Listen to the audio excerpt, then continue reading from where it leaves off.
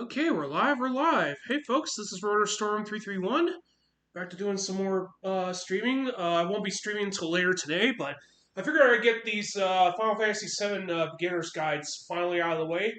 And we're gonna try to do all of them at once. I do have my notes from doing the research on all the characters, mostly for stats and limit breaks. But we'll probably go over those because those are going to be the more important ones. Because Montiera in this game pretty much governs what your characters can do. So there's really no point of trying to discuss a whole lot of stuff. Plus, very few weapons give you very few options. So as you know, the previous week we finished up our playthrough of Final Fantasy VII, so we now have everyone at level 99, aside from Aerith, because we lose her pretty much at the end of part 1. We already did her guide, even though she's not at max level. But anyway, we're going to start with Cloud, and we're going to go ahead and talk about him. So Cloud, it goes without saying, to be probably the strongest party member in the entire game. His stats are above average with, as you can see, he has 100 in strength, 62 in dexterity, 95 in vitality, 151 in magic, 120 in spirit, and 29 in luck. So basically, after comparing his stats against all the other party members, he ranks pretty dang high, with his lowest ones being dexterity and luck. He's 4th in dexterity and 5th in luck. Now keep in mind, this is basically based off of all party members after Aerith's death in part 1, so if Aerith was still alive and being compared against the other party members, it would be a little bit different in some of the rankings. Because Aerith would probably have a very strong magic stat over Cloud's. And for the most part, he ranks 1st in strength and magic. In those categories, ranks 3rd in HP, 2nd in MP, and also ranks 1st in spirits. So his vitality is not bad either. He also ranks 2nd on that, 4th on dexterity, and 5th on luck. So basically, Cloud's going to be very good throughout the entire game, given the fact you're pretty much using him throughout the entire game. You're going to pretty much he needs to be very strong. Now, of course, you will lose him after Meteor gets summoned and the weapons get released. And unfortunately, while he's gone, you can't access the other side quests, like getting access to Midgar and finding the key in the Bone Village. So you do need to advance to the point of the game where he does rejoin your party once again. But overall, Cloud's going to be strong throughout the entire game. He's got very strong limit breaks. He's going to be very useful, and there's no reason not to be using him at all. So let's go ahead and cover his limit breaks, which are the meat and potatoes of the guide. So we'll go ahead and cover his level 1s first. Level 1 is Braver. This is the first limit break he starts at the start of the game. This simply deals 3 times normal damage, and basically this is going to be his strongest limit break until he gets access to Cross Slash, and there is nothing wrong with Braver, nothing bad to say about it either. Cross Slash, of course, is his next limit break. You'll get this pretty much after using Braver 8 times. This deals 3 1/4 times normal damage, and this also inflicts paralysis. Now, I think Final Fantasy VII is the last main game of the series to involve paralysis for a status ailment, so this is actually the last game that actually does do that. And of course, this does have a few usages against certain enemies. Apps, who you fight right after you confront Don Carino during the Midgar Act, allows you to. This is very vulnerable to paralysis, as well as Aerith's Seal Evil for Stop. So you can basically put this to good use, and this should be your go-to limit break up until you get to level 2. So Blade Beam is his next limit break. You'll get this after defeating 120 enemies. One thing to keep in mind about Cloud is that, unlike all the other party members, he will need to defeat more enemies than most of the entire team needs to put together. The sole exception being Yuffie, where she gets hers pretty quickly.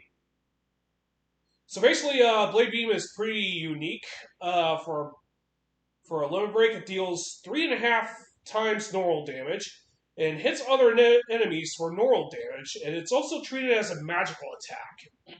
So this not only hits enemies physically, but this also gets treated as a magic attack too. And the downside is that when it does split off from hitting the enemy you're targeting, your enemies do get hit for normal damage, but that's pretty good for other party members to defeat those enemies pretty quickly. So this is actually Cloud's good multi-targeting limit break until you get access to his level 3s. Clim Hazard is his next limit break. You'll need to use Blade Beam 7 times. This deals 4 3/8 times normal damage. So basically, it's going to be his strongest limit break until you get access to level 3. Not much that can be said about this move. It's just pretty dang strong. But then again, most of Cloud's limit breaks are pretty strong. But then again, limit breaks in Final Fantasy VII are pretty strong one way or the other. So coming up next is Cloud's level 3 limit breaks. You'll get access to your first one, Meteor Rain, and you'll need to defeat 320 enemies right after you get access to Blade Beam to get access to Meteor Rain. This will hit random enemies up to 6 times for 1 and 5 times normal damage. So basically it spreads damage to all enemies that you fight against, but regrettably it's not very strong unless you're fighting one single target. But it's still a very strong limit break as long as you got strong weapons equipped on Cloud. Finishing Touch is his next limit break you'll get after using Meteor Rain 6 times. This inflicts instant death to all enemies, and it will fail against enemies that are immune to death. Now, those that do not get hit with this move will suffer 3 1/8 times normal damage to those enemies. So basically, if you're using the Switch version and you're using the infinite HP, MP, and limit break feature on this game, you can basically just use this to blow past most of Battle Square with this trick, for the most part. But other than that, if you're playing normally, this is actually a good way to eliminate most normal enemy mobs in general. And those that do survive will get hit for pretty decent damage too. Omni Slash is Cloud's final limit break. You'll get this from getting this as one of the prizes for Battle Square. Depending on which part you do go into for this one will vary. Basically, you can get it as early as part 2, but you may not have a whole lot of means of getting a whole lot of GP, because unfortunately GP in the Golden Saucer games are pretty low. Basically, you can get tons of GP doing the Chocobo racing once you start breeding Chocobos and try to aim for gold Chocobo breeding. So basically, you'll want to get most of your GP through that, but by the time you do that, it's going to be into part 3. It's more cheaper to purchase it in part 2, but it's more harder to get due to your GP situation. And plus, if whenever you leave Battle Square Station, your battle points get resetted back to 0. So you need to have tons of battle point GP before you make the attempt for this. It's probably more easier to do if you have ultimate weapons in general, if you're going to play this normally. Of course, like I said, if you're playing the Switch version or any version that has the infinite HP, MP limit break feature, you can use that to blow through most of the opponents. You just got to deal with whatever handicaps the game gives you. But technically, once you get access to Omni Slash, this will randomly attack all enemies up to 15 times and will deal 3/4 times normal damage. And every hit that Cloud deals will be an automatic critical hit. It's one of the few limit breaks in the entire game that allows you to inflict automatic critical hit damage. The others being Barrett's Satellite Ray Beam and Yuffie's Gauntlet for those examples.